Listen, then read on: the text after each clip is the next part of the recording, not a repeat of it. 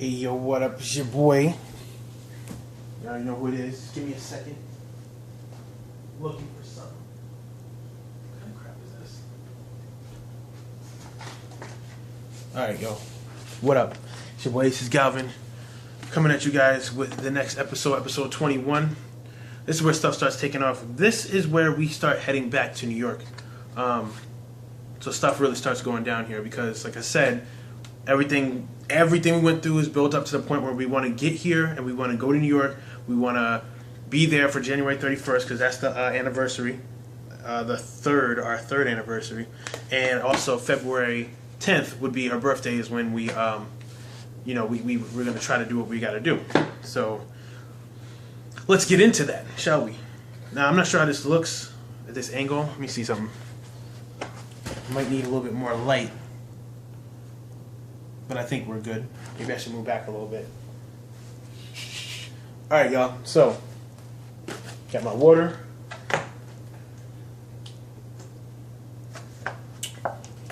Alright, no further ado. So, alright, so that drive back, right? So we get that drive back. I leave everybody. I'm driving there. The drive back that time wasn't too bad. I got there in the morning. I think I left in the middle of the night. Got there around like 6 in the morning or something. First thing I do when I get there on the 30th of January. So I have one day to prepare for when I go see Mia the next day, which is our anniversary. I was talking to her, making sure we can go see each other. Same thing as always. Y'all know the drill. Sneak out, go see her, blah, blah, blah. So that's the first thing we're doing. So we're all like, get everybody ready. And when I got there, met up with my dad, seen him, seen my sister. I haven't seen her in a while. Was chilling. Pretty much just getting ready for the next day. Next day comes, it's our third anniversary. That was pretty good. We chilled that day. I don't remember exactly what we did, but I think I bought her some Jordans. I think. If I recall correctly, we went to the mall, because I seen her during the day. It was a weekday. I don't think she went to school that day. But actually no. She was out of school. She was working. Whatever it was, she didn't have to do anything that day. We pretty much went, and I think I bought her some Jordans. I don't remember which ones they were, but I think it was 2 of them. And she got me something else. I don't remember what she got me, but it was cool. The funny thing is, when we chilled that day, we didn't talk too much about the 18, when she turned 18. We just kind of left it alone. We were talking about other things, but it was good. Also, when I went there, I was hit up by Trish because one of Trish's friends had seen me. And Trish hit me up like, oh, I heard you're back. I'm like, yeah, I'm back, but I'm chilling. I'm not even trying to like do anything or be involved in anything like that. Like, I'm still with Mia, blah, blah, blah, blah. So I let her know that. She's like, okay, cool. I wasn't checking. I wasn't hitting you up about that. But that was a lie. In reality, she was just lying about it. Regardless, at the end of the day, let's skip right on ahead. February 10th comes. Now remember, y'all, this is everything that we talked about. This is everything we waited for. All these other episodes is for this moment, for when that happens, for us to be in a situation where we don't have to be controlled by our parents so much no more. Now, let me get a little closer. Let me get in here real quick. You know what I'm saying? So, let me just fix that. All right. So we're in a situation where the 10th comes. She doesn't celebrate birthdays. I barely don't do that much either. We let that go. We was chilling. We didn't chill. We talked the day after. Everything was cool. Now, I wasn't expecting an immediate response. What I wanted to do was wait until a situation happened where we actually need to, have that freedom of her being like, oh, no, you're not going to control me. You're not going to do this, blah, blah, blah. First situation we get into is one where I think her mom wanted to know like who she was talking to. She was talking to me on the phone. And I think she had a cell phone at the time. She was talking to me on the phone. Her mom wanted to know who she was talking to.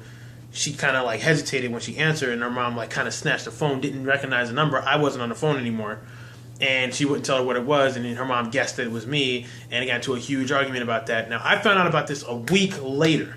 Because I was like, yo, I wasn't able to talk to her for like a week. So I was like, yo, what's going on? She's like, oh, yeah, my mom took my phone. I'm like, why? Because, I wouldn't tell her who I was talking to.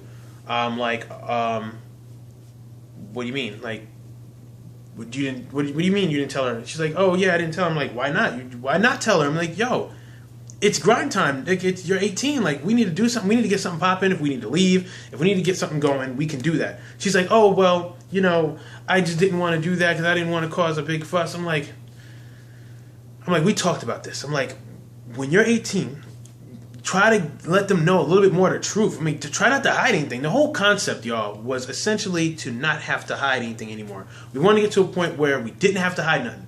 But when she, that was the first situation. Then something else had happened like a month later. I'm in New York for 2 months and she hit 3 strikes. Third strike was, what did she do for that third one? The first one was the phone where, she just allowed her mom to take the phone so I couldn't talk to her for a week. The second one was something related to,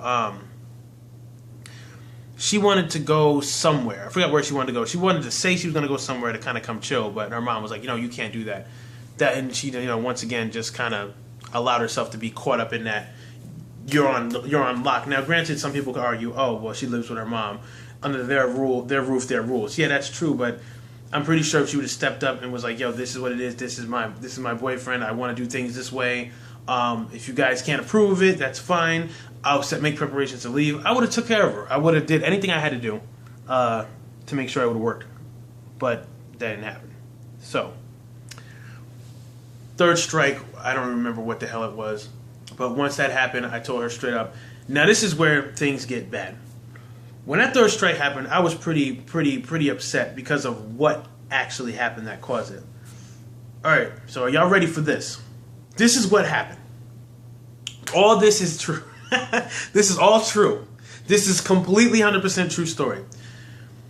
Mia was working at a salon in this place called Montrose, I believe. Was it Montrose? I don't remember. It's this other city way outside of my city, right? I have my car. This is after strike 2. So I've been in New York for a couple months now. Mia's like, I remember I couldn't talk to her for mad long. She's like, come see me. I'm like, where are you? She's like, I'm at work. I'm like, where are you working at today? She's like, oh, I'm working in wherever this place was. I'm like, all right. So I drive. I spend like $10, $15 to drive all the way up there. I get up there. I walk in. And you have to go up these. You're in like a plaza, right? And you have to go up these steps to get to the area she's in. So I go up those steps. I walk up. I'm like, oh, is she here? Is Mia here? Blah blah blah. She meets me there, gives me a big hug. No, correction. Sorry, I take that back. She sees me there and gives me a big smile, and I'm just like, I'm looking like I'm going for the hug. I had to play that joint off and do the front arm stretch, I'm feeling mad dumb, yeah. Then I just gave up. I'm like, yeah, they know it. They already know. They know I got played. So I'm just sitting there with the sad face on, with a sour face, and I'm sitting in a chair just like this. My body language is mad similar. I'm just sitting there all right, I'm gonna sit here and I'm gonna wait all the way until she's done with her shift just to chill with her for 5 minutes before she goes back home. But I just drove 30 minutes out.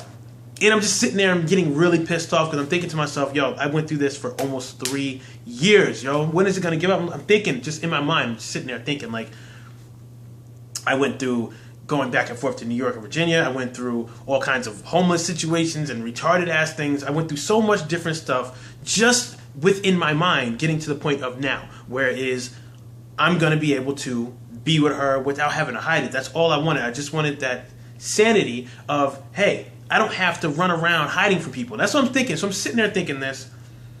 Some lady comes up to me, and I'm looking down. I'm just thinking. I wasn't on a phone or anything. She comes up to me. She's like, excuse me. She's like, what's your name? I'm like, may I have your name? I'm like, I'm just don't know who you are, and I don't usually just give my name out like that. She's like, oh, I'm Mia's friend. Oh, I'm like, oh, I'm just one of her friends. I'm just come by checking through. I live around here, so blah blah blah. But she's like, oh, so yeah, well, I didn't get your name. I'm like, oh, hold on a second. I got a phone call. She's like, oh, but your phone isn't ringing. And I'm like, it's vibrating. I'm like, is there a problem? I got an attitude. I'm like, yo, is there a problem? She's like, oh, no. I'm like, all right, good then. I'll be back. And I walk out. Now, I didn't have a phone call. I mean, as soon as she came to me and asked me what my name was, I instantly thought, this is something that her mother put in place just in case I ever came through.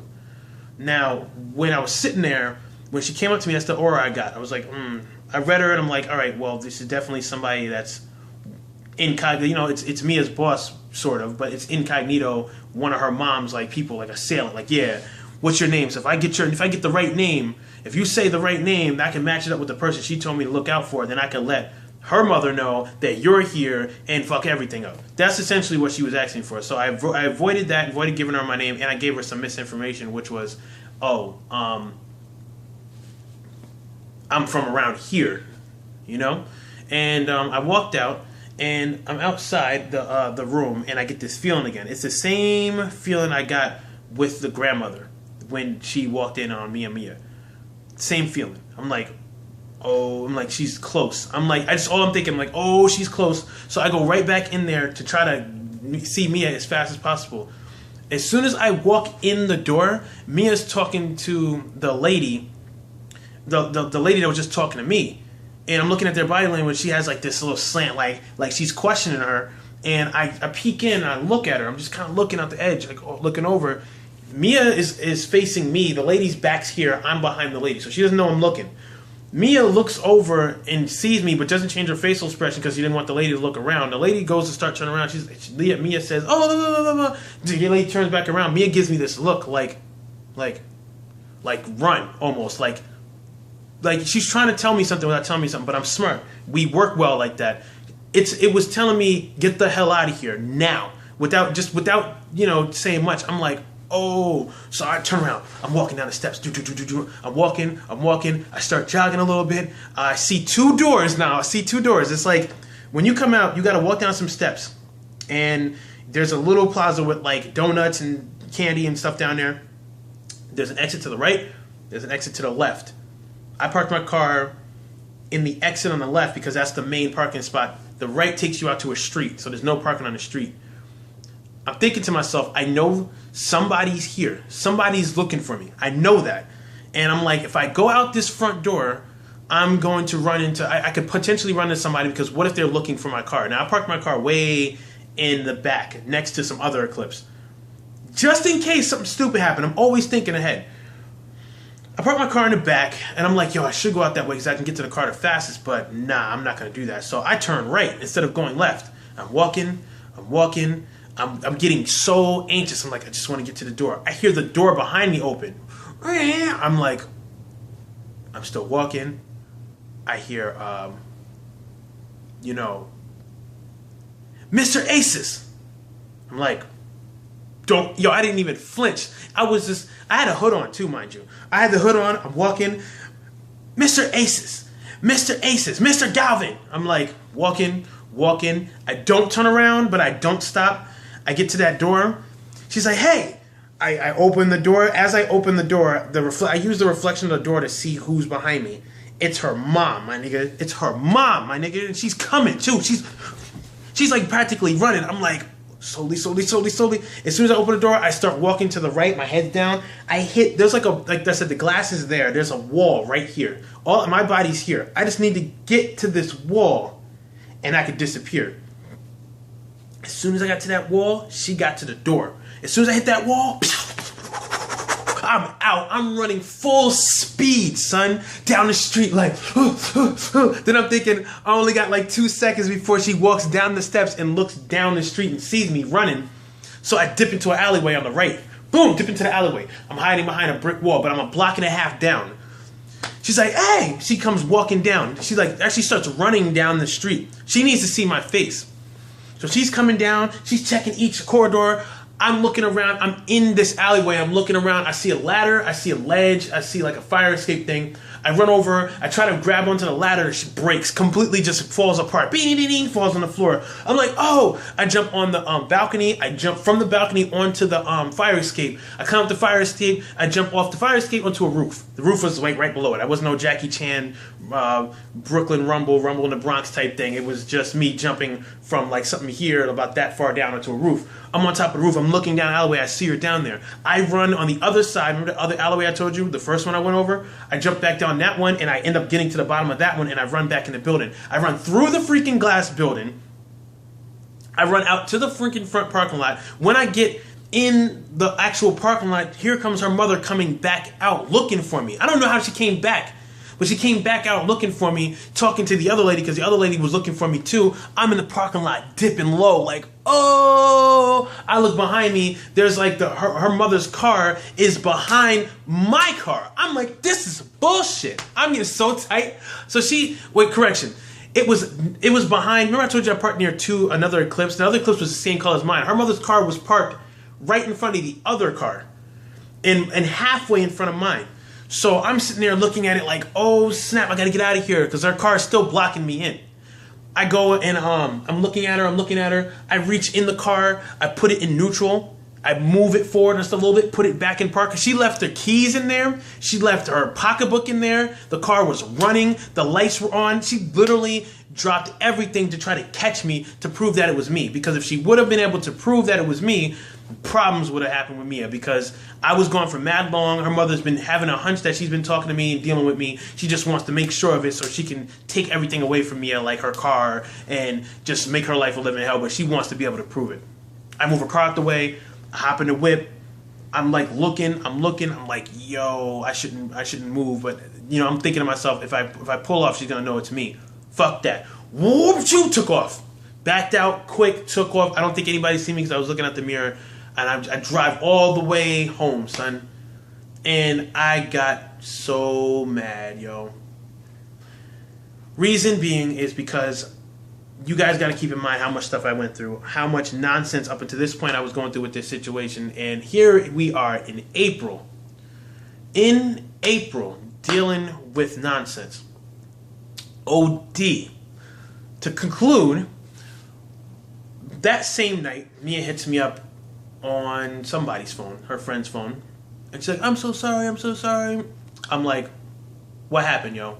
She's like, oh, well, my mom came. I told her what was going on. I told her, you're just a friend. It wasn't you. It was somebody else, blah, blah, blah, blah. And she's like, oh, and don't worry, it won't happen again because blah, blah, blah. I just meet you somewhere else. I'm like, what are you doing? I'm like, didn't we come to agreement? I'm like, didn't we agree that when this time comes that this is going to be over? I'm like, yo, I've been through, it's the first time I got into one of those really legitimate like arguments with her, but she wasn't arguing back. It was just me venting. I was like, yo, we've been through mad stuff and you promised me that when this time comes, we're not dealing with this shit no more. I'm like, I'm tired of this. I'm like, I don't want to deal with this. She's like, yeah, I know, but I'm just not ready to do that. I'm like, what are you not ready about? Because, what am I going to do? I'm like, what, you do not believe me when I said I would do what I had to do to make sure we're okay? And I'm not telling you to move out. I'm just telling you to tell them the truth. You're 18 years old. Tell them the truth. Tell them the truth. Because if you do that, we'll deal with the consequences, but we'll be all right because we're telling the truth and we'll go about our business. Whatever, if they want to jump into the situation and make us compromise and change things around so that they have some kind of control, that's fine with me, but I want people to know. She's like, oh, but, I never, this is what she said. And this is what killed it. She said, I never meant it to be like that. Meaning that the promise that she made when she said that when she was 18, she was going to make sure things weren't like this. What she was saying is, I wasn't going to say I was going to tell them. What she was essentially saying is, I'm going to try a little harder to get out. I'm like, oh, hell no. And literally, as soon as she said that, I was like, you know what? I got to go. Banged on her. Sat there and got so pissed off. I was so mad, yo.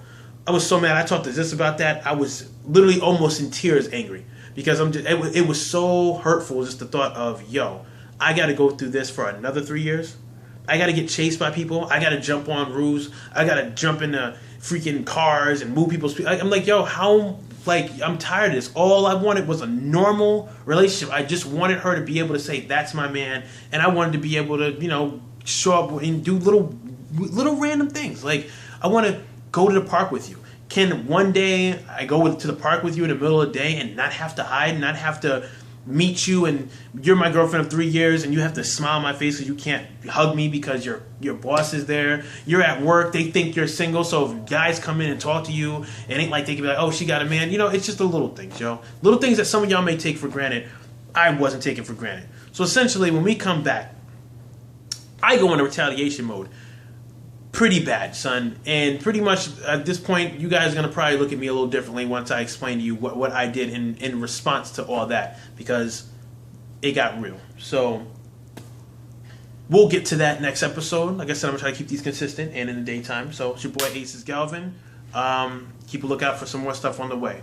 Damn, yo, I hate having these damn videos and then getting pissed off at the end. Going back, I'm telling you, man. Going back. Getting tight. All right, y'all. 1.